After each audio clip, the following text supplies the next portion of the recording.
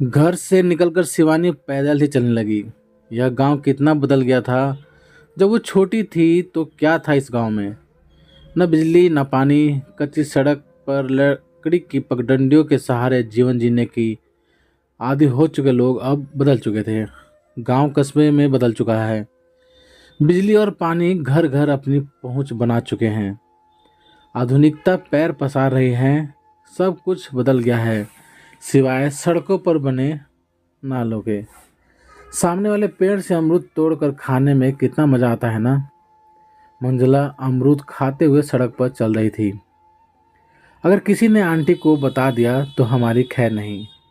शिवानी ने अपना डर बताया तो मंजुला को हंसी आ गई। उसने अमरूद खत्म करते हुए कहा, अगर उन्हें पता चल गया तो नानी से हमारी शिकायत कर देंगी और नानी हमें थोड़ा समझा बुझाकर प्यार से समझा देंगी। चल अब घर तक कौन पहले पहुंचता है देखते हैं। पहले तो मैं ही पहुंचूंगी। इतना कहते हुए शिवानी घर की ओर दौड़ पड़ती है। मंजुला भी उसके पीछे दौड़ पड़ी। दोनों में रेस जीतने की होड़ लगी हुई थी। शिवानी मंजुला से आगे ही थी।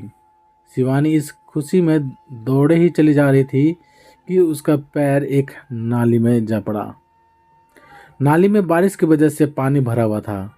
नाली में पैर पड़ते ही उसका संतुलन बिगड़ गया और वो मुंह के बल जमीन पर गिर पड़ी।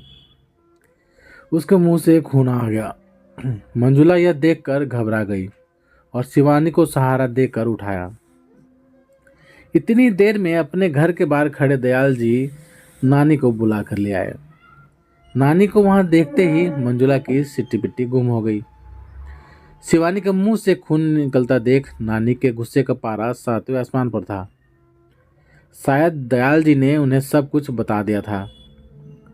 वे उन दोनों को अपने साथ घर के अंदर ले गई, पर शिवानी को ले जाकर उसका मुंह धुलवाया और फिर हल्दी लगाई।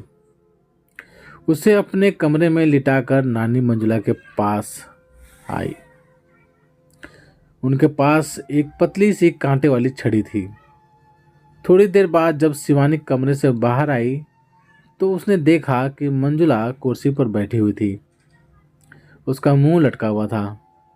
शिवानी को देखते ही उसके मुंह से निकला, इस नाली ने तो पिटाई करवा दी और अब तो अमरूद भी गए।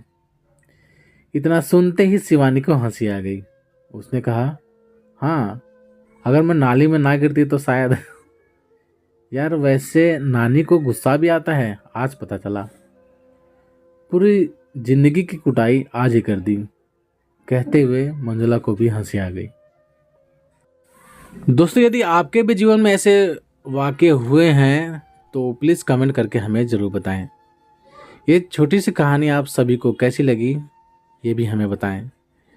तो चलिए दोस्तों, मिलते हैं आप सभी से एक और नई कहानी के साथ। तब तक के लिए जय हिंद, वंदे मातरम।